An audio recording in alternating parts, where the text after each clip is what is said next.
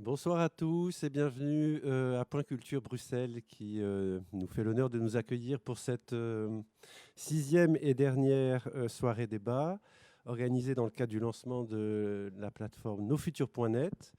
Alors qu'est-ce que nosfuturs.net? C'est un site de création documentaire et transmédia produit par le CVB, Centre Vidéo de Bruxelles, avec une thématique transversale qui est celle du travail qui vient et qui va se déployer jusqu'en 2023.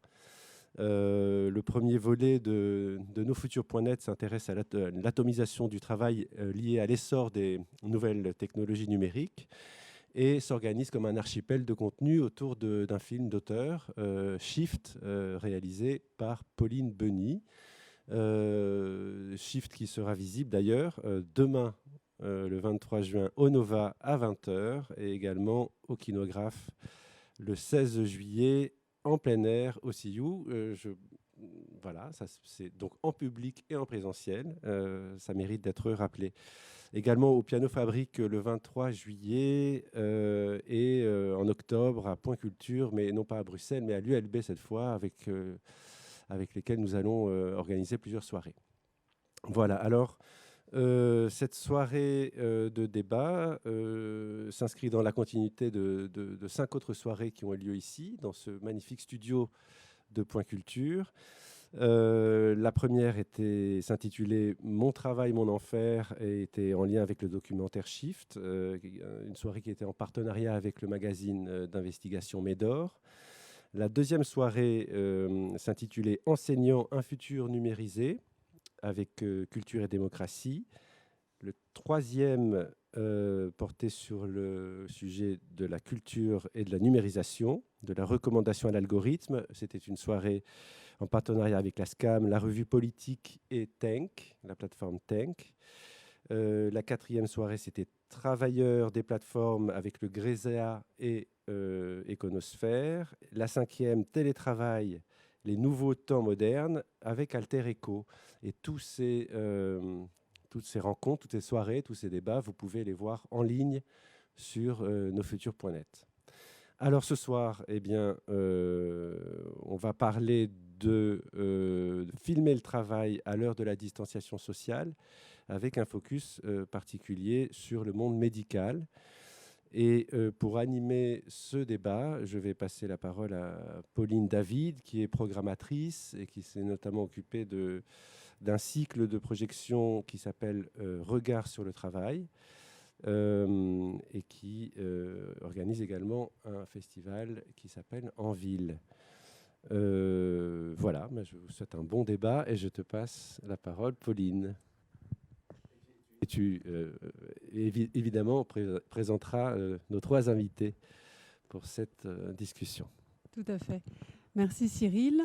Donc effectivement, c'est une rencontre organisée à l'initiative du CVB. Et donc je souhaite d'abord remercier Cyril Bibas et Florence Perrard et toute l'équipe du CVB ainsi que l'équipe de Point Culture pour cette rencontre et pour son organisation. Donc je me réjouis aussi parce que je suis là avec Jérôme Lemaire, Colline Grandeau et Olivier Magis, tous les trois cinéastes. On reviendra un petit peu plus tard sur votre travail. Juste pour dire, avant de commencer, que les spectateurs peuvent également poser des questions. Et donc j'ai mon téléphone juste à côté de moi, parce que voilà, on pourra m'envoyer vos questions aux trois cinéastes au fur et à mesure, donc n'hésitez pas. Donc on se retrouve pour parler du travail et notamment de la façon dont les cinéastes appréhendent cette grande problématique sociale. Alors évidemment, le travail, c'est un sujet qui a toujours intéressé le cinéma, hein, pour ne rappeler que Sortie d'usine des Frères Lumière, un des tout premiers films de cinéma. Et les cinéastes, évidemment, sont notamment documentaires, sont souvent intéressés par les questions sociales, et le travail en fait partie. Donc, on peut, pour schématiser et Et résumé très brièvement, on peut noter 2 grandes périodes dans la façon d'appréhender le travail pour les cinéastes. Il y a une période plus industrielle, où les cinéastes s'intéressaient beaucoup aux gestes du travailleur, aux artisans, mais aussi aux gestes de l'ouvrier, aux usines et aussi aux grands courants, aux grands mouvements sociaux, aux luttes des travailleurs, à leur façon de défendre leurs valeurs en commun, leur défense de leur travail. On peut penser au film de Carole Roussopoulos ou du groupe Medvedkin à Besançon, par exemple. Donc voilà, donc un cinéma plutôt enlevé, plutôt engagé, militant, plutôt aux côtés des travailleurs. Et puis, dans les dernières années, on a vu un nouveau type de cinéma qui a percé, un cinéma plus proche de l'expérience intime des travailleurs, à l'écoute de ces travailleurs et notamment de leur souffrance. Et le mot est jeté parce qu'effectivement, dans les dernières années, une des grandes réalités du travail, c'est la reconnaissance aussi des pathologies liées au travail. Et on pense notamment à ton film Burning Out, Jérôme, tourné dans un hôpital au bord de la crise de nerfs, sur lequel on reviendra avec toi ce soir. Mais il y a d'autres éléments aussi qui expliquent que les cinéastes ont d'autres façons d'aborder le travail aujourd'hui. Il y a ne serait-ce que parce que les lieux de travail ont changé. On est moins dans du collectif. On est moins chez les artisans. On va être dans des usines qui sont plus petites ou plus démantelées. On a un travail de bureau aussi qui ne va pas être forcément facile à filmer, comme on filme la pensée, comme on filme la recherche, par exemple. Et puis, typiquement, aujourd'hui, on est dans le télétravail, donc c'est encore une autre façon d'aborder le travail. Et donc, ça pose d'autres questions de cinéaste.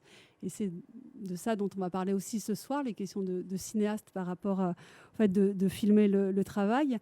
Donc on est moins dans un cinéma spectaculaire, dans un travail spectaculaire, plus facile à filmer. Donc voilà, ça pose des questions. Et puis il y a aussi de plus en plus de difficultés à filmer le travail parce qu'il y a plus de réticence de la part des structures. Je pense par exemple à un film comme Petite tête, grande surface, qui est un film des années 70 qui a été tourné dans un supermarché, qui suivait d'une part les caissières et d'autre part les cadres qui avaient un rapport complètement paternaliste à ces caissières.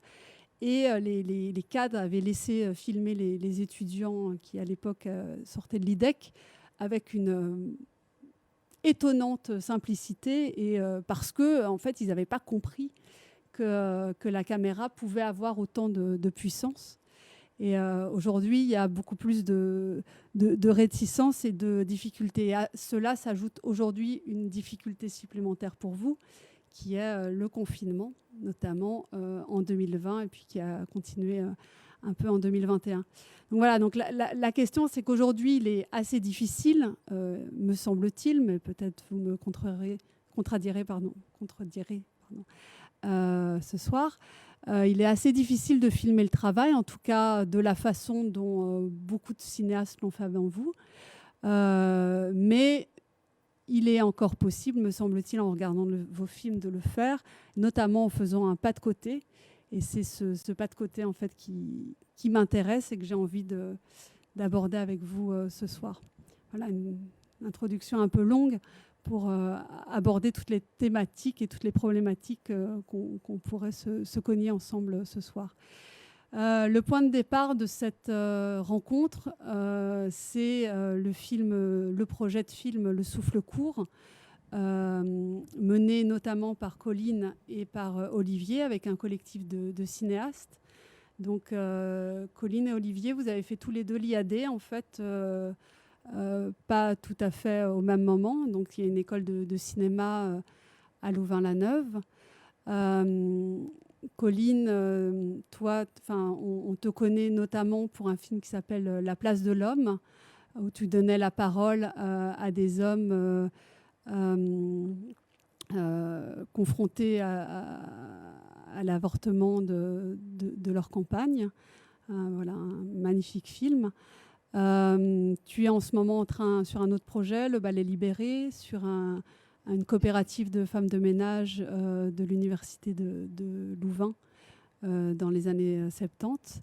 Et Olivier, on te connaît pour plusieurs films que tu as tournés en Roumanie et aussi un film sur un Yon, donc une personne malvoyante qui travaille pour la police criminelle à Bruxelles, pour Médée, qui est un court-métrage présélectionné aux Oscars, et puis Another Paradise, ton dernier film. Olivier, c'est toi qui es à l'origine du projet Le Souffle Court. Donc peut-être qu'on va complètement tout de suite aller sur ce projet. Est-ce que tu peux nous dire d'où vient ce projet et comment tu as eu cette idée et quelle est cette idée en fait? Le premier jour du confinement, il y avait une drôle d'ambiance dans Bruxelles. On avait le sentiment vraiment que tout le monde voulait vite terminer, d'aller chercher au bureau ce qu'il y avait à apprendre, faire ses cartons et pour un temps imprécis, en tout cas, vite retourner au terrier familial et attendre que ça passe. Et ayant moi-même de la famille médecin, enfin mes parents, je me suis posé la question de savoir ce qui allait se passer dans les hôpitaux, mais du point de vue plutôt émotionnel. C'est-à-dire on était déjà inondé, abreuvé en fait depuis 2 mois et demi par cette question du Covid qui arrivait de Chine et puis qui arrivait vraiment subrepticement en Europe. Enfin bref, il y avait comme une espèce de remontée chiffrée et kilométrique qui arrivait jusque chez nous. Et donc j'ai appelé le premier soir, la veille en fait du confinement, j'ai appelé un ami réalisateur en lui disant mais voilà, est-ce qu'on n'essaierait pas de documenter ce qui va se passer? Et très justement, il m'a répondu mais qu'est-ce que tu veux qu'on fasse? Demain à midi, c'est le confinement, on n'aura pas de matériel, on n'a pu faire aucun repérage, on n'a pu rencontrer absolument personne. Quand je dis que j'ai 2 parents qui sont médecins, ils ne travaillent pas en milieu hospitalier. Et donc, on était un petit peu le bec dans l'eau avant même de commencer. On était avec une vague idée, quoi. Et bref, de fil en aiguille, on s'est rendu compte que le confinement allait peut-être pouvoir être une force, finalement, narrative, mais une force aussi de dispositif. C'est-à-dire, on s'est dit, pourquoi ne pas filmer, finalement, les soignants avec Skype? Donc, c'était avant que nous-mêmes, nous commencions dans nos vies professionnelles à utiliser, que ce soit Zoom, Skype et d'autres applications. Et on s'est dit, advienne que pourra, on verra. Voilà, on n'a pas d'argent, on n'a pas d'écriture, on n'a rien repéré, on n'a aucune idée de ce qu'on va faire. Tout ce qu'on sait, c'est qu'on veut se focaliser sur des soignants et d'essayer de rester proche d'eux au long cours, sans savoir combien de temps ça allait durer. Et de fil en aiguille, alors c'était très compliqué au début parce que la plupart des soignants étaient muselés par leur propre service presse. Ça, on pourra en parler plus tard, c'est très intéressant. Mais quand je dis muselés, à un point tel que, pas tous, mais l'écrasante majorité avaient une peur bleue de témoigner. Certains même avaient commencé déjà à parler avec nous et se sont rétractés, soit par message, soit verbalement, pour dire on arrête. Et après, on a ouvert à 10 autres réalisatrices, réalisateurs du collectif, qu'on connaissait. On a ouvert l'idée d'un collectif et de là est partie du coup l'idée d'aller bien plus loin. Ouais. Il y a une chose que tu m'as dit la première fois que tu m'as parlé du projet Le Souffle Court, c'était aussi ton positionnement de cinéaste en fait. C'est-à-dire, voilà, tu disais mais comment je peux exercer mon métier de cinéaste alors que j'ai pas de prod, alors que je suis confinée chez moi, alors que j'ai pas accès à la caméra, et voilà, et qu'il y avait un effet un peu miroir entre ce travail que tu faisais pour t'ouvrir au monde et cette nécessité d'aller tourner, d'aller filmer auprès de ceux qui travaillaient pour nous, hein, puisque quand même, il faut se rappeler, en mars 2020, on nous a confinés chez nous pour justement permettre à ces gens de travailler, aux soignants, correctement. Voilà, donc c'est vrai qu'il y a eu cette réflexion aussi de cinéaste que tu as eue au début de ce projet. Très simplement, on s'est juste dit avec Christopher, on s'est dit, est-ce que sans argent, sans matériel, en fait sans rien, on avait juste rien, on n'a pas de quoi faire notre travail, est-ce qu'on a le droit de ne pas travailler? C'est une bonne question. On a le droit de travailler. Est-ce qu'on n'a pas le droit de faire notre travail? Oui. Autrement dit, si vous êtes pianiste et que vous n'avez pas de piano, est-ce que c'est pour autant que si vous avez le désir de vous exprimer Est-ce que c'est pas parce que l'instrument n'est pas là qu'on ne peut peut-être ne pas travailler? Donc essayons d'être créatifs et essayons de voir finalement quel est notre rôle en tant que cinéaste. Est-ce que c'est simplement d'utiliser tous les outils au râtelier de la réalisation, ou est-ce qu'il y a moyen peut-être d'aller plus loin, mais dans une économie, dans une belle économie en fait. C'était ça, voilà. Donc, avait-on le droit de ne pas travailler en partant de rien avec rien? Voilà. Ouais, donc dans ce projet, donc tu en as un peu parlé déjà. Effectivement, vous avez rassemblé plusieurs cinéastes autour de vous. Donc il y avait cette difficulté au sens que normalement un cinéaste, c'est un film, c'est un point de vue. Voilà, et un cinéaste qui apporte son point de vue. Donc là, l'idée, c'était vraiment d'ouvrir. Donc Colline, toi, tu es arrivée sur ce projet. À quel moment tu es arrivée? Comment ça s'est passé? Que t'a dit Olivier, en fait, pour te donner le cadre du projet, en fait? Donc moi, j'ai reçu un appel de Olivier au jour 11 du confinement, un soir, et on ne se connaissait pas, en fait. Et voilà, il m'a un peu parlé du projet. Il a dit, voilà, je constitue une équipe de réalisateurs, réalisatrices pour mener des entretiens. Et je pense que si tu l'as fait, c'est aussi que tu t'es très vite rendu compte que tout seul ou à deux avec Christopher, on n'allait pas pouvoir recueillir beaucoup de témoignages. Et donc là, en ouvrant, ça permettait... on a interviewé en tout 35 soignants. Voilà. Donc moi, j'étais en télétravail post-production d'un film de commande pour le CVB. Et ça allait se terminer. Et du coup, je me suis dit, en fait, j'ai rien à faire après. Et donc, je crois que, pour le coup, le dispositif de faire des entretiens via Skype m'a vraiment séduite. Parce que donc, mon précédent film, c'était déjà des entretiens face caméra. Alors, c'était pas eux qui faisaient le cadre, c'était pas les protagonistes, j'avais une équipe, etc.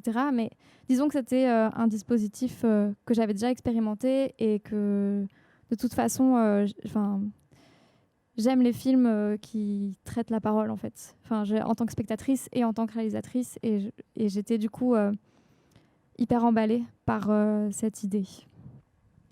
Et juste peut-être pour compléter ce que Colline disait, en fait, là au début, on a pas mal galéré pour avoir le consentement en fait, des soignants, soignantes dans le projet.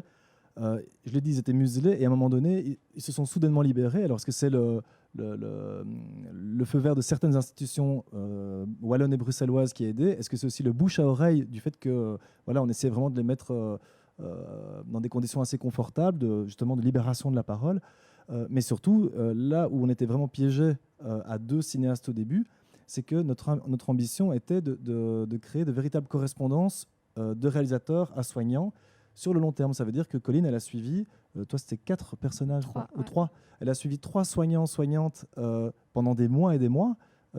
Pareil pour moi. Mais donc, il était hors de question de faire uniquement une interview unique de temps en temps. Le but, c'était vraiment de rester en relation forte sur du long terme, tout le temps avec le même duo soignant-réal. De sorte qu'il y a une évolution, évidemment, au niveau de la relation qui s'est créée et que nous-mêmes avons été aussi un petit peu transformés, en tout cas, dans la relation qu'on avait avec eux au long cours.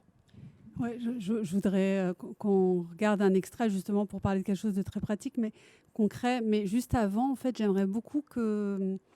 parce que tu as parlé justement de cette façon de travailler en parallèle et ensemble et de cette correspondance cinéaste-soignant. Et comment vous avez fait, qu'est-ce que vous êtes dit pour faire en sorte quand même que ce soit un projet, quoi, et que vous travaillez tous au service de ce même projet, en fait. Quel était le cadre, quelles étaient les contraintes Olivier nous a proposé une méthodologie, en fait. Donc, par entretien, on savait qu'on devait poser 3 questions. La première, c'est toujours quelle est ton émotion aujourd'hui? La deuxième, c'est raconte-moi un moment ou une histoire qui t'est arrivée aujourd'hui. Et parce qu'au début, c'était quasi quotidien, en fait, les entretiens. Ensuite, on a espacé, mais... Et la troisième, c'était des questions parmi un panel de questions. Mais en fait, très vite, quand se noue une relation, on quitte un peu la méthodologie et on va vers ce qui nous vient. Mais c'est vrai qu'il y avait vraiment l'idée que tout le monde soit au diapason pour se recentrer, justement pour recueillir du récit, en fait. Et pas juste des faits ou des choses extérieures à eux. ce que tu disais dès le départ, c'est ce qui t'intéressait, c'était leur ressenti en tant que soignant. Donc on venait pas chercher une parole d'expert, on vient chercher l'humain derrière le praticien. Ça, c'était le maître mot, en fait.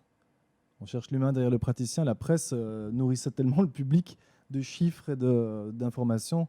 Nous, on voulait vraiment prendre le contre-pied de cela et d'essayer de comprendre, voilà, quand ils sont dans leur voiture en sortant du boulot, quand ils sont à une pause café ou qu'ils sont chez eux à la maison, en rentrant à 6 h du matin après une nuit ou le week-end. Mais c'est qui ces gens, en fait? Et c'est vrai que ça a été bouleversant à suivre comme ça pendant des mois. Nous-mêmes, on se réunissait souvent par Zoom, nous-mêmes, ou par Skype, pour discuter de ce qu'on entendait les uns les autres. Et il y avait des dénominateurs communs hallucinants, mais qui à chaque fois mettaient une petite pierre à l'édifice de la condition humaine, bien plus que la question de l'évolution du Covid. Mais c'est vrai que c'était extrêmement frappant de voir à quel point tous les récits qu'on entendait chacun allaient dans le même sens, en fait. Et que même si c'était avec des mots différents, même si c'était avec des fonctions ou des métiers différents, tous nous racontaient la même chose, que ça soit à Bruxelles, à Liège, et donc c'était chouette à constater. Mais c'est vrai qu'au début, ce projet, ça a été, comme on se voyait peu, on s'est pas vu pendant des mois en fait, entre réalisateurs. On faisait des réunions Zoom interminables parfois. Et en fait, on était surtout dans la relation avec les soignants qu'on suivait. Donc c'était aussi particulier comme tournage quelque part. Et juste, c'est qui ces gens? Mais donc c'est qui ces gens? Parce que le monde médical, c'est très large. Donc c'est qui? C'est que des médecins? C'est en fait, des hommes, j'imagine. Non, il y avait... des hommes, oui. Oui, en fait, il y a plus de femmes finalement qu'on a interviewées qui même sont retenues dans le film parce que le film lui-même, bon, il est en post-production maintenant. Enfin, on a déjà dérushé une bonne partie de la matière. Il sera monté d'ici quelques mois. Mais donc les profils, grosso modo, on voulait absolument être au plus proche des opérations. On voulait vraiment dans le premier cercle des praticiens. Et donc, ça va d'infirmiers, infirmières à leur chef, infirmier, infirmière, en passant par des médecins spécialistes comme des pneumologues, c'était ton cas. Et alors, après, on a ouvert un tout petit peu aussi au champ des maisons de repos. Pour rappel, les maisons de repos ont commencé à tirer la sonnette d'alarme plus ou moins 3 semaines, un mois après le début du confinement en disant au secours, finalement c'est chez nous que la vague est la plus violente. Donc on a ouvert aussi un petit peu le monde du soin à celui des maisons de repos, et tant mieux, parce que l'une de nos protagonistes qui est juste incroyable, une femme formidable, elle est logopède, et on sait que les logopèdes en maison de repos, c'est pas comme chez les petits enfants à l'école, ces personnes aident véritablement à la déglutition ou à d'autres, elles ont un rapport vital en fait avec leurs patients. Donc voilà, on a eu beaucoup de chance de pouvoir ouvrir à ce champ-là aussi, mais toujours au plus proche du champ de bataille. L'idée à la base, c'était simplement de dire, pendant la Seconde Guerre mondiale, personne n'a documenté le retour du front des soldats. On n'a aucun témoignage, aucune trace visuelle de nos soldats ou de soldats français ou autres. On a récupéré les cartes postales pour le centenaire de la Première Guerre mondiale, les cartes postales des poilus et de leurs familles, tant du côté allemand que français ou autre. Et on parvient aujourd'hui à dresser aussi un portrait terrible de cette condition humaine en temps de guerre, que ce soit civile ou militaire.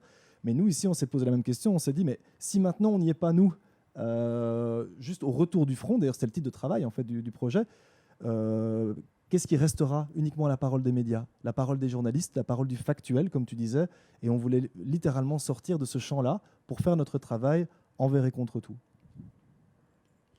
On va regarder un extrait d'une interview de Maureen, parce que ça permettra aussi d'enclencher une conversation autour du dispositif et tout ce que ça génère pour le spectateur. Est-ce que vous voulez introduire l'extrait ou...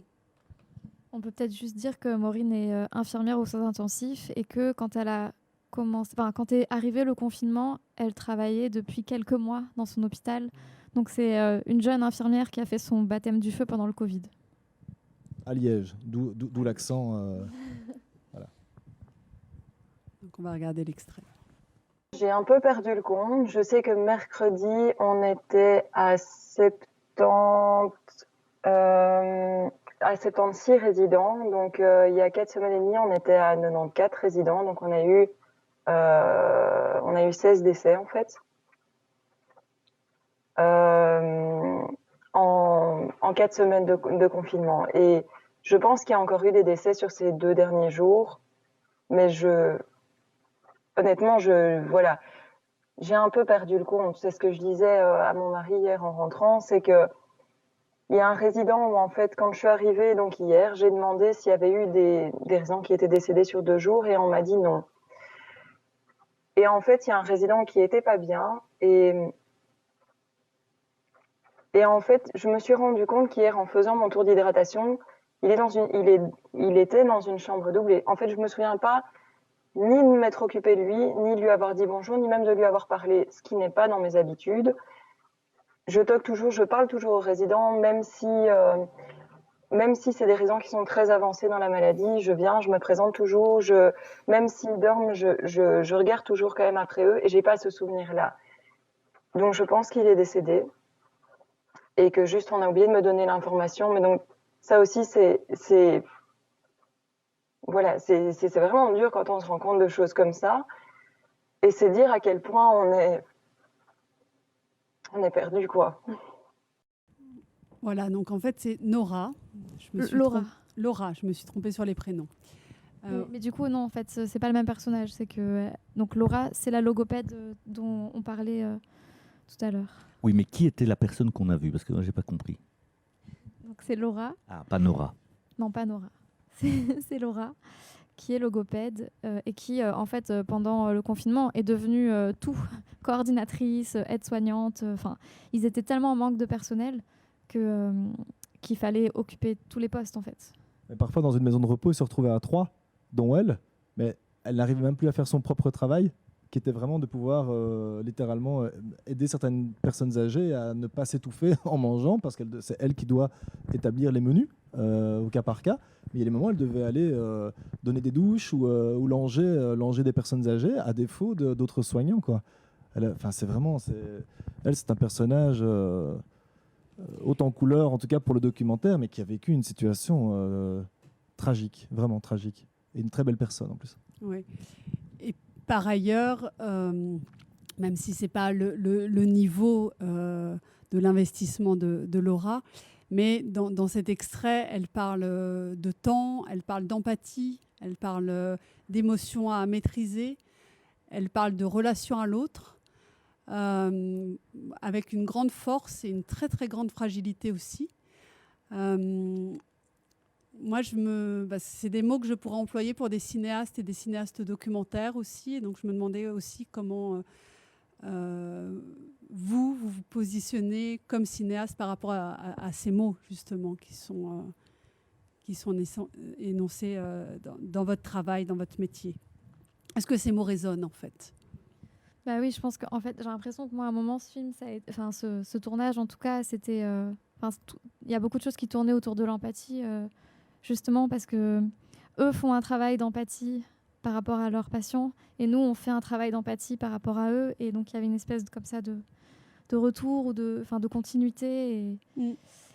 Et je pense que même si on est peu présent, on est quand même là. Et on se permet aussi parfois d'intervenir dans ce qu'ils disent. Et je pense qu'on leur apporte parfois le recul sur ce qu'ils ont vécu en disant mais en fait c'est normal si tu es au bout de ta vie, c'est pas normal ce que tu vis là en fait. Et je sais que pour Laura qui était en communication avec Anne Schiltz, en fait ça a été aussi... elle remettait beaucoup en cause son travail, elle, en mode je ne fais pas bien mon travail, donc je suis une mauvaise soignante. Et en fait, à un moment, on ne peut pas bien faire son travail si on n'a pas les moyens. Oui, il y a un autre soignant que moi j'ai suivi, il s'appelle Eric, il est chef aux soins intensifs en fait, à Saint-Pierre, donc chef infirmier. Donc le gars, il est passé par Ebola, H1N1 et tout ça, donc les mois et années qui précédaient le Covid. Et lui-même, la première fois que je l'ai vu, après 20 minutes, il commence à pleurer devant moi. Il était dans sa chambre. Et je le voyais, il tremblait, il avait des trémolos dans la voix, ce visage qui se décomposait. Et puis à un moment donné, voilà, il commence à pleurer. Il me dit, mais j'ai besoin de parler. Et pourquoi je suis content de participer à votre projet. Et on l'a entendu chez pas mal de soignants, déclinés parfois avec des mots, des émotions différentes, mais grosso modo, le message est le même, c'est de dire, nous, on est tellement dans plein pot en travaillant avec ce Covid, quand on rentre à la maison, on a envie de protéger nos enfants, on a envie de protéger nos êtres aimés de cette crasse qu'on voit à l'hôpital. La mort, il l'a côtoyé tous les jours. Et il disait, voilà, j'ai besoin d'un exutoire, j'ai besoin de parler à quelqu'un. Et il dit, moi, combien de potes me laissent des messages toute la journée sur mon répondeur. J'ai ni le temps, ni le courage, ni l'envie de leur répondre les uns après les autres. Donc, je suis content de pouvoir faire ça au jour le jour. Comme tu l'as dit, on faisait ça tous les jours au début. Et puis après, voilà, ça se passait.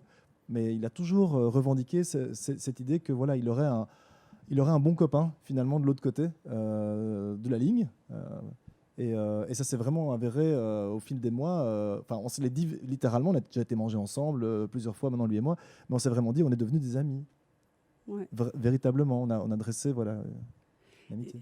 Et donc il y a cette relation très forte, effectivement, entre vous et les personnes avec qui vous conversez. Et pour le spectateur ou la spectatrice, c'est extrêmement troublant, ce dispositif Skype. Parce que donc j'ai eu la chance de voir quelques autres extraits rush que vous avez fait. Et donc il y a vraiment cette impression que la personne s'adresse directement à nous et qu'on est avec elle en fait. Donc il y a un retrait du cinéaste qui est tout à fait troublant en fait, qui est une expérience que j'ai rarement eue en documentaire comme spectatrice en fait. Est-ce que vous vous êtes rendu compte de ça tout de suite ou est-ce que voilà, c'est un dispositif, donc un cinéaste normalement, juste pour remettre le contexte, va avoir une équipe de tournage, va peut-être, on va revenir dessus, être lui-même le caméraman, il va avoir un ingé son. Donc il y a quand même si le dispositif est léger, il y a quand même un dispositif physique présent. Et que là, on est dans une toute autre dimension, en fait, puisque la personne se filme avec son téléphone et que vous êtes en conversation avec elle, mais vous n'êtes pas forcément présent, même par la voix, toujours. Donc c'est une autre façon de travailler qui a dû être pour vous également peut-être un peu troublante. Je crois qu'on s'en est rendu compte quand on a visionné la matière des autres. Donc après le premier confinement, on s'est dit, voilà, il faut voir ce qu'on a récolté. Chacun a dérushé sa matière et a proposé un bout à bout de 25% de ce qu'il avait tourné. Et donc on a regardé les 25% des autres réalisateurs et réalisatrices. Et donc là, du coup, on était en position de spectateur et plus en position du réal en entretien avec le soignant qui le suit. Et en fait, c'était frappant de voir à quel point on s'est attaché aux protagonistes des autres. Et là, je pense que c'est là où on s'est dit, OK, il y a un truc. En tout cas, moi, c'est ce que je me suis dit. C'est intéressant de t'écouter et je serais ravi évidemment d'écouter Jérôme tout à l'heure par rapport à cette question-là, où toi, tu étais en immersion. En plus, tu cadrais toi-même dans un hôpital parisien. Mais on est tous confrontés en tant que cinéaste documentaire à une question essentielle. Et de surcroît, quand on fait du cinéma direct, donc littéralement en situation, c'est la question, entre guillemets, de la pureté de notre rapport au réel. Quand je dis pureté, c'est comment éviter que ce réel soit travesti par une envie d'être en représentation. Quand je dis représentation, combien de fois on filme des gens en documentaire où ils ne sont pas ce que nous connaissons d'eux. Ils se transfigurent parce qu'ils ont le sentiment d'avoir un rôle à jouer dans le film qui leur est consacré. Ils ont le sentiment de devoir, pour éviter d'être ridicule, ils ont le sentiment de devoir plus parler que de raison, ou de suragir plus que de raison. Je ne sais pas si tu as déjà vécu ça, mais c'est classique en fait. Parfois on repère pendant des mois des personnages, et subitement quand le tournage est là, comme tu l'as dit Pauline, il y a un perchman qui est là, ils savent qu'ils ont un micro-cravate, il y a parfois deux caméras qui sont là, etc. Tout de suite, on se glisse dans la peau d'un personnage. Et ça, c'est quelque chose cette forme de pureté, a déjà glosé sur cette question-là. Il y a plein de cinéastes qui se posent la question, mais comment on peut arriver à cette forme de pureté pour effacer presque le dispositif et la caméra. Et c'est vrai que par empirisme, on s'est rendu compte que le fait qu'eux-mêmes manipulent la caméra, c'est-à-dire leur téléphone, eux-mêmes le manipulent sur base de consignes qu'on leur donnait. Parfois, ça prenait une demi-heure avant que le cadre soit prêt, parce qu'il y avait plein de soucis. Le fait qu'eux-mêmes choisissent le décor, le lieu dans lequel ils se filment, c'est très souvent un lieu intime. Là, Laura, dont on a vu l'extrait, elle était systématiquement dans sa voiture. D'autres, c'était systématiquement dans leur chambre. Donc chacun trouvait vraiment ce lieu d'exutoire. Donc le fait qu'eux aient la main mise technique de décor, entre guillemets, ou de lieu, et le fait d'être en permanence tout le temps avec un réalisateur ou une réalisatrice qui est dématérialisée, forcément qu'on est arrivé sans le savoir, ce n'était pas volontaire, mais à cette forme de pureté qu'on recherche, qui est celle d'être le moins possible en représentation et au plus proche de ce qu'on est soi-même, en fait. Il y a même des fois, on avait le sentiment qu'ils parlaient presque à eux-mêmes et ils rebondissaient comme un chat sur leurs pattes à la fin en se disant « Ah oui, c'est vrai, je suis quand même dans un film ». Mais bon, ce qui est peut-être symptomatique aussi, c'est que vous filmez la relation que vous avez avec ces gens. Et à partir du moment où on filme la relation, on est... Enfin, je sais pas, la pureté, moi, en fait, j'ai toujours l'impression que n'importe comment, on va filmer un point de vue, on va filmer une représentation, une mise en scène du réel, en fait. On met en scène le réel, parce qu'on va le cadrer, et puis que les gens, comme tu dis, agissent en fonction de la caméra. On peut pas l'oublier, la cacher, enfin voilà. Mais par contre, au contraire, je trouve que vous assumez pleinement la relation et la mise en scène, en fait. Même si elle est simpliste, c'est-à-dire que c'est un truc très simple, les gens se filment eux-mêmes, etc. C'est totalement assumé parce qu'en fait, le spectateur va rentrer dans cette mise en scène en sachant que, oui, un téléphone, voilà, quand je me filme, je fais un selfie, tout le monde reconnaît les photos qui sont prises par un selfie aujourd'hui. Et donc, ce que j'aime bien, c'est que vous intégrez totalement la relation que vous avez avec la personne. Et à partir de ce moment-là, je pense que effectivement, il n'y a plus cette gêne de la mise en scène. Elle est assumée, elle est totalement présente dans les images qu'on a vues en tout cas. Oui, justement, je voudrais qu'on continue cette conversation et peut-être qu'on regarde la bande-annonce de ton film de façon à ce que chacun puisse voir la différence de dispositif qui, au final, effectivement, ne donne pas une très grande différence en termes de qualité de rencontre. Donc Burning Out 2017, tu tournes à l'hôpital Saint-Louis à Paris. Tu suis en fait un audit qui est fait sur un service. Peut-être tu peux dire oui. quelques mots. Donc en fait, j'arrive dans cet hôpital à la recherche J'essayais de filmer le burn-out, mais en temps réel. Je voulais le voir devant moi, agir en fait.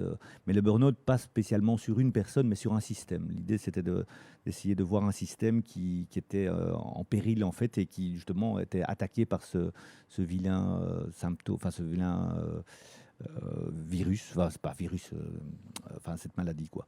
Et donc, en fait, j'ai entendu dire qu'il y avait des problèmes là-bas. En fait, l'hôpital était carrément en train de se prémunir des problèmes de burn-out. Et donc, j'ai filmé pendant 1 an l'hôpital qui prend conscience de cette problématique et puis qui essaye de résoudre la problématique. Avec un personnage principal qui était la personne qui avait appelé à l'aide, en fait, qui avait commandité une conférence sur le burn-out. Et moi, je suis arrivé à ce moment-là. Et donc, je me suis dit, OK, cette personne est en train de vouloir changer le système. Elle est en train de crier alerte, il y a un problème. Et donc, je me suis dit, ce sera un très beau personnage à suivre. Okay. Je propose qu'on regarde la bande-annonce.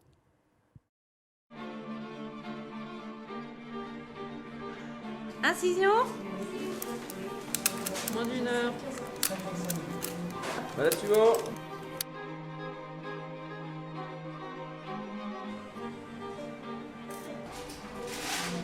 On sort en salle 4, s'il vous plaît, on sort en salle 4. Ok, vous me faites descendre mon abcès, vous voulez pas l'endormir, il attendra ici. Ok, vous me faites descendre mon abcès. Alors, résumons-nous, la salle 3 est copieuse. Je dirais l'amputation, je la passe là, il y en a pour une demi-heure. Chez Alice. Pourquoi ça travaille sur 3 salles? Mais pourquoi sur 3 salles à 4h30, dis-moi? Moi, mon métier, c'est pas de dire non à une mauvaise organisation. Mon métier, c'est de faire mon métier de médecin anesthésiste, c'est tout. Hier, j'étais dans tous mes états. Enfin, je peux dire qu'hier, c'est affreux. C'est gravissime.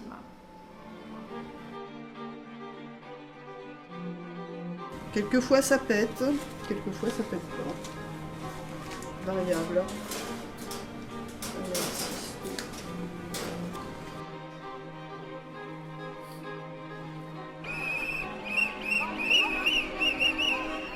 Il y a eu une succession de tensions, on va dire, et ça nous a conduit à programmer une intervention au sens un audit. C'est vachement intéressant quand même. Donc oui, j'attends l'audit avec impatience, non pas parce que je crois, en voilà, la capacité extraordinaire de l'audit de tout changer, mais parce qu'aujourd'hui on ne peut rien faire sauf attendre l'audit. Donc du coup je l'attends.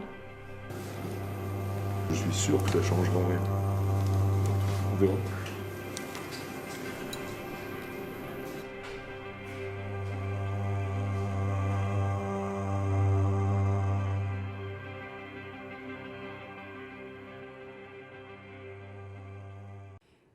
Oui, Jérôme, Burning Out n'est pas ton premier film. Hein, on se souvient du thé ou de le thé ou l'électricité. Merci, excuse-moi. Désolé pour le titre. De Le thé ou l'électricité ou de Où est l'amour dans la Palmeraie. Tu es aussi, et pour moi c'est important de le nommer, un cinéaste très engagé comme Colline et Olivier, mais aussi très engagé dans la défense du travail des auteurs et des autrices. Voilà, et que c'est vrai que c'est aussi important de le mentionner. Et en tout cas, tu as filmé l'hôpital en 2017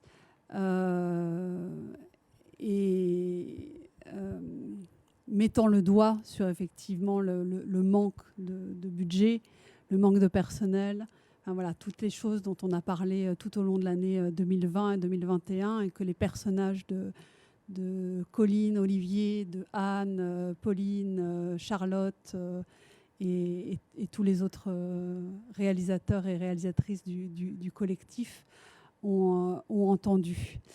On l'a vu dans cet extrait, en fait, tu es dans une démarche hyper immersive. Toi, ta caméra, parfois un ingé son, je pense. Mais Non. Non, pas d'ingé son. Non. Alors, juste toi, ta caméra. Au milieu, donc on l'a vu des opérations, dans les services et en interaction aussi. Je voudrais que tu parles un peu de cette démarche, si tu l'as choisi spécifiquement pour ce film, et quelle était, toi, ton urgence comme cinéaste et ta volonté, ton engagement dans ce projet, en fait. Alors, c'est pas la première fois que je tiens le rôle d'un personnage dans un film, enfin dans un de mes films. Ici, l'idée d'abord était un peu économique, c'est que je me suis dit, ok, je vais filmer pendant longtemps, j'aimerais bien filmer pendant une année pour laisser le temps au système d'évoluer et de voir, si possible, une courbe ascendante, évidemment. J'avais fait connaissance de ces gens, j'avais fait des longs repérages, donc ça faisait 1 an que je fréquentais assidûment cet hôpital. Donc je voulais évidemment le meilleur pour ces gens qui étaient vraiment en souffrance. Et en plus, pour convaincre l'hôpital de me laisser tourner, je leur avais dit, écoutez, je terminerai, je vais vraiment essayer de terminer par quelque chose de positif, de constructif, enfin voilà. Mais bon, encore, il fallait que ça se passe. Et donc, je m'étais dit, bon, ok, je vais filmer sur une année. C'était un peu, on imagine toujours des dispositifs, puis on ne sait pas pourquoi.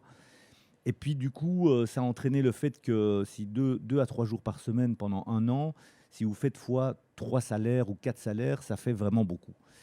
Plus, évidemment, le train, les trains, les hôtels, la bouffe, ça fait quand même tout de suite un gros budget.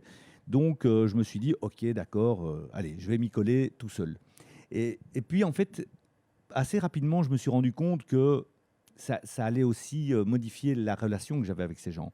Ça allait modifier le fait que je n'allais pas faire des repérages tout seul et puis tout d'un coup arriver avec une équipe, auquel cas on se sent un peu protégé. Mais quelque part, la vulnérabilité ici était de mise, en fait. Ces gens étaient en pleine crise, enfin, pas eux-mêmes, mais le système était en crise, et donc ils étaient coincés dans un endroit où il ne faisait pas bon vivre à cette époque-là.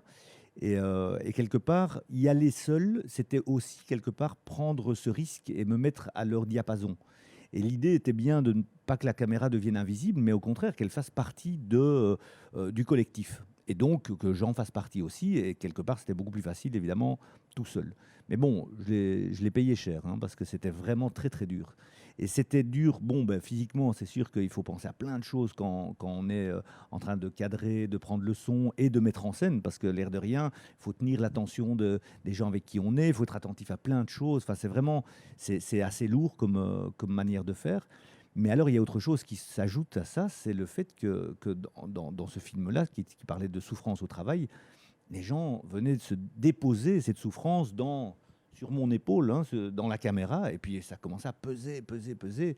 Et donc j'étais soumis au traumatisme vicariant dont tu parlais tout à l'heure, en fait, parce qu'on est avec des gens qui eux-mêmes travaillent sur des gens traumatisés, et donc ils ont un rebond de traumatisme. Et puis moi j'étais dans le rebond du rebond, c'est-à-dire que j'étais avec des gens qui sont avec des gens traumatisés, des gens traumatisés. Donc en fait, j'étais totalement dans l'aura de ce traumatisme et je le sentais extrêmement fort, quoi. Et là, pour le coup, heureusement que dans mon dispositif, j'avais une équipe à Bruxelles, une équipe à Paris, donc une coproduction parisienne. Je pouvais aller voir de temps en temps la boîte de production, une équipe à Bruxelles avec un ingénieur du son qui voyait mon travail, avec un chef opérateur qui voyait mon travail, avec une équipe de production qui m'encadrait et aussi avec une psychologue et avec un superviseur qui lui analysait, qui m'aidait à voir systémiquement ce qui était en train de bouger et me prémunir de choses d'accidents ou d'incidents que je pourrais provoquer par ma présence.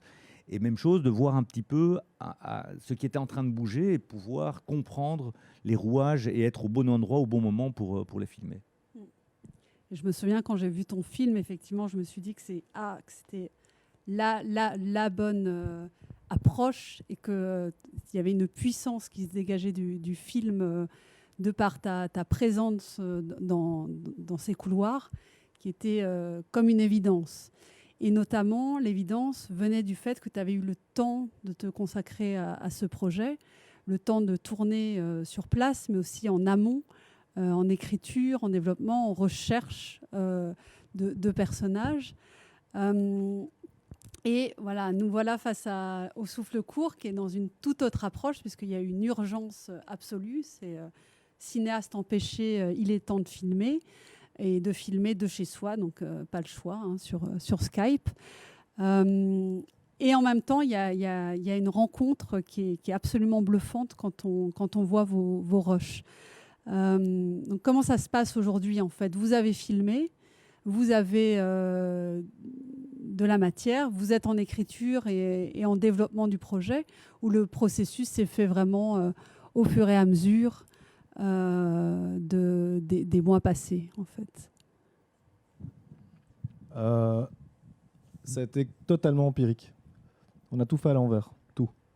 Donc on a pas, enfin comme je le disais, on n'avait pas de sous, on n'avait pas d'écriture, on n'avait même pas de personnage au début, on n'avait rien, donc on ne savait pas. Donc comme l'a dit Colline, on a instauré en fait une règle très simple qui était poser les mêmes questions, mais qui en fait ne devaient pas être des... Oui, c'est ça, c'était même pas des questions.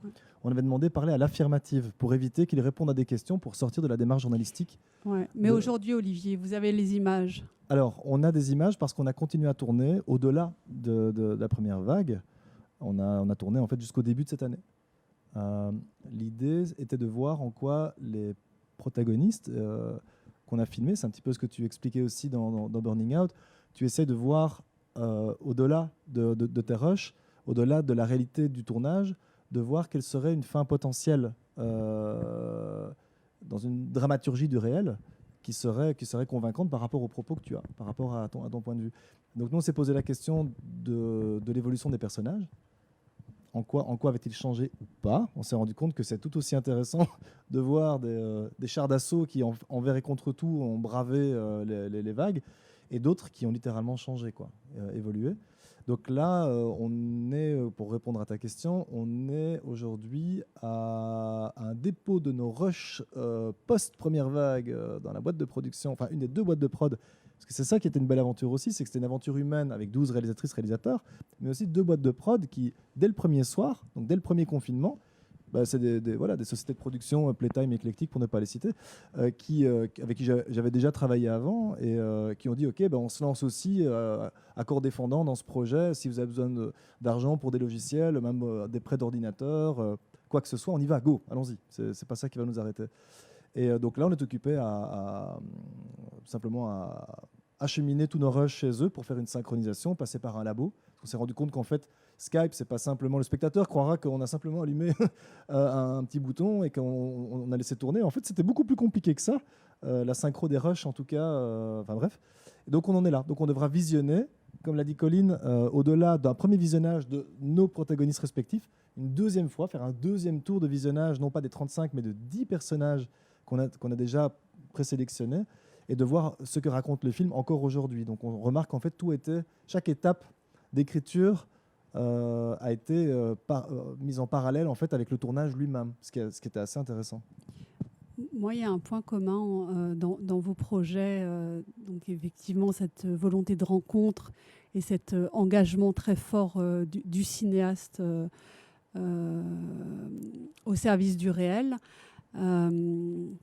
Et aussi, pour employer un gros mot, cette question de... Enfin, voilà, si vous faites un cinéma éthique. Et en tout cas, vous réfléchissez à la question de l'éthique du cinéaste. Vous avez tous les trois tourné dans le monde des soignants ou aux côtés des soignants. Et les soignants parlent aussi de l'éthique, mais c'est l'éthique médicale. Est-ce que c'est la même éthique ? Est-ce que c'est différent ? Comment vous êtes positionné par rapport à ça ? Et est-ce que toi, Jérôme, tu as eu des étonnements dans tes tournages et des discussions avec tes personnages sur cette question-là, parce que en fait, vous employez peut-être le même mot et que ça recouvre peut-être pas tout à fait les mêmes réalités. Alors, justement, à ce sujet, j'ai une anecdote assez sympa. C'est que en allant voir un des grands professeurs chirurgiens, le docteur Mimoun, qui reconstruit des visages de gens, des grands brûlés, ou qui refait aussi qui fait de la chirurgie esthétique, beaucoup de chirurgie esthétique aussi. Et il me disait, à la première rencontre, il me dit, je suis toujours étonné de voir comme les gens, en très peu de temps, des fois en un rendez-vous, me donnent leur accord pour que j'ouvre leur corps quand ils sont endormis et que j'ai chipoté. Et je lui ai dit, ah ben c'est marrant, tiens, je me fais la même réflexion aussi, parce qu'il y a des gens comme ça, des fois après un rendez-vous, qui me laissent les filmer. Alors ils ne sont pas endormis, heureusement, mais il y a un petit peu ce rapport-là aussi. C'est le rapport à l'autre qui est très très délicat, parce que autant, c'est vrai qu'un médecin peut tout faire quand on dort. Des fois, ils font des erreurs, d'ailleurs. Ils se trompent de jambes. Ça arrive souvent, quand même. Non, je rigole. Mais autant c'est une prise de risque énorme que ces bonhommes prennent sur nous les patients, et qu'ils assument, mais justement, dans lequel l'éthique est une espèce de grand mât au milieu de leur profession.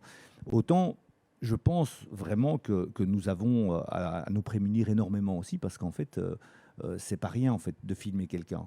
Une fois qu'il était filmé, une fois qu'il est dans un film et qui va rester dans ce film pour sa vie entière, en fait, il ne pourra pas changer quoi que ce soit. Donc, il y a un côté vraiment important, c'est sur le respect de l'autre. Moi, je donne des cours où je suis des gens qui fabriquent des films, et je suis toujours hyper soucieux que ce soit bien compris. Parce que j'ai l'impression que peut-être qu'avec la fougue du départ, on se dit jusqu'où est-ce que je pourrais aller ? On a envie d'aller loin, en fait. On a envie d'aller loin avec les personnages et tout. Mais en fait, je pense qu'il faut se dire jusqu'où est-ce que je peux aller. C'est-à-dire, il faut plutôt prendre conscience que les gens ont envie de nous rendre service. Ils ont envie d'être filmés. Ils ont envie aussi de s'engager dans quelque chose avec des gens passionnés, parce qu'on arrive toujours avec un désir fou quand on veut filmer. Même si vous n'avez pas écrit auparavant, on a une, je sais pas, une fougue quand on part avec notre caméra. Et donc il faut prémunir les gens de ce qui pourrait arriver. Donc moi, je place surtout l'éthique dans le rapport à l'autre quand je le filme, qui comprennent bien les tenants et les aboutissants. Et puis après, il me fait confiance, donc je dois faire attention. Je filme, je vais loin dans le tournage, mais par contre, je suis extrêmement vigilant au moment du montage, de voir si certaines scènes délicates sont vraiment utiles au récit. Parce qu'il m'est déjà arrivé de laisser passer des scènes parce qu'elles étaient bien comme scènes, mais elles n'étaient pas tout à fait des scènes délicates. Et puis, elles n'étaient pas parfaitement raccord au film. Et en fait, souvent, après, on le regrette, quoi. Donc, vraiment, c'est important de voir si c'est vraiment pour le film. Et de nouveau, est-ce que le film est légitime ? Est-ce que je suis légitime, moi, en tant que filmeur, par rapport à tout l'engagement auquel je propose aux gens qui vont être filmés. Colline. En fait, c'est vrai que dans les deux métiers, soignant ou cinéaste, il y a un rapport au pouvoir. Il peut y avoir une relation de domination. Et du coup, dans les deux cas, il faut se poser la question de quel rapport on a envie d'instaurer à l'autre. Et ce n'est pas des questions simples. Après, par rapport à l'expérience que j'ai eue avec les deux médecins que j'ai suivis, j'ai l'impression que oui, les deux, on a tous nos éthiques, mais elles se situent d'office pas au même endroit parce que c'est pas le même métier et heureusement quelque part. Et donc je sais que nous, par exemple, on sait que dans la matière qu'on a récoltée, il va falloir qu'on la confronte à des gens qui connaissent cette éthique pour pas commettre d'impair parce qu'en fait, ils nous confient quand même l'histoire de personnes. Et donc, c'est clairement, en tant que cinéaste, du coup, notre éthique est de faire en sorte aussi que des patients puissent pas se reconnaître. Enfin, en tout cas, clairement, il faut qu'on fasse attention à ça. Oui, et puis le milieu médical, c'est un milieu conservateur. Je veux dire, il y a un ordre des avocats, tout comme chez des médecins, pardon, tout comme chez les avocats, où il y a des personnes en fait au sein de l'ordre qui doivent trancher par moment lorsque le serment d'Hippocrate, donc la charte éthique en fait des médecins a été violée. Ça peut parfois leur coûter un poste, ça peut leur coûter des réprimandes, mais ça peut aller donc très très loin. Notre logique à nous, elle est complètement différente. Nous, on n'est pas dans les sciences exactes comme eux, qui devront gérer des protocoles, gérer des chiffres, gérer de manière médicale, donc apporter des solutions médicales à un problème médical. Nous, on est au service d'un propos. Et qui dit service d'un propos, je donne un bête exemple, mais ça, on s'est rendu compte en discutant avec nos soignants que ça pouvait faire partie des soucis, des couacs, en fait, des clashs même entre éthique médicale et éthique de cinéma. C'est la question, par exemple, de la chronologie. Quand on est cinéaste, on le sait, je dirais en tout cas en documentaire, alors c'est un débat, mais qui est moins virulent que d'autres débats, dont l'immersion, par exemple, de l'écriture et de la mise en scène. Ça, c'est un vrai gros débat épineux, voilà. Mais la question de la chronologie pose moins souvent débat dans le montage ou même dans l'écriture, parce qu'on sait qu'on est au service d'un point de vue, au service d'un propos. Si à un moment donné, on doit, parce que c'est comme ça, on doit mélanger à un moment donné la chronologie des faits, pour autant que ça respecte l'évolution du propos, l'évolution du personnage, et que pour nous, c'est juste.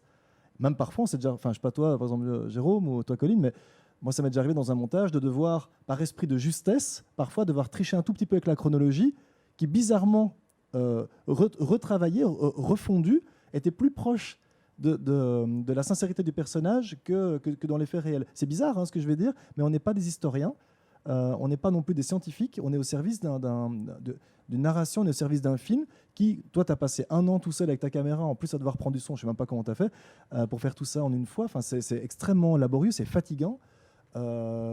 Tu es au service d'une histoire, ce sont tes tripes qui te disent « je dois faire ce film envers et contre tout, il n'y a pas de négociation avec moi-même, je dois y arriver ».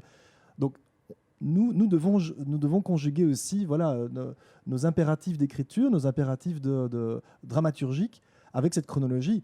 Pour un médecin, l'évolution d'un patient et la triche, par exemple, de l'évolution ou de son service ou l'évolution d'une maladie, c'est quelque chose qui est un crime de lèse-majesté, par exemple. On ne triche pas avec ça.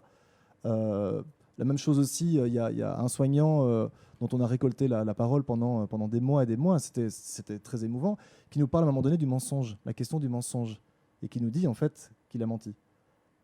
C'est pas rien. Est-ce que cette personne se retrouve finalement hors des clous de son serment d'Hippocrate, ou c'est une personne humaine qui s'exprime par rapport à la défaillance d'un système, en l'occurrence l'hôpital dans lequel il travaillait? C'est une question qui va devoir, comme disait Colline, être abordée après avec des spécialistes, notamment en éthique médicale. Nous, on doit savoir comment ne pas mettre en danger cette personne, pour être sûr, évidemment, que le film n'aille pas...